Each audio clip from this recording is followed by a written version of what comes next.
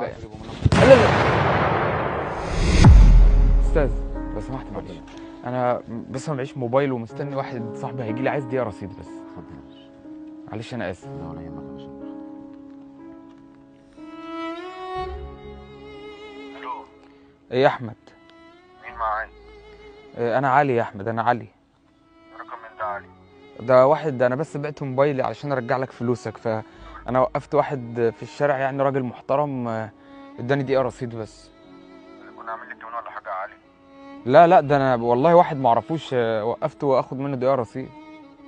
ماشي يا علي، انت فين يعني على انا في شارع العراقي اهو، انا على اول الشارع. انت فين؟ قدامك قد ايه؟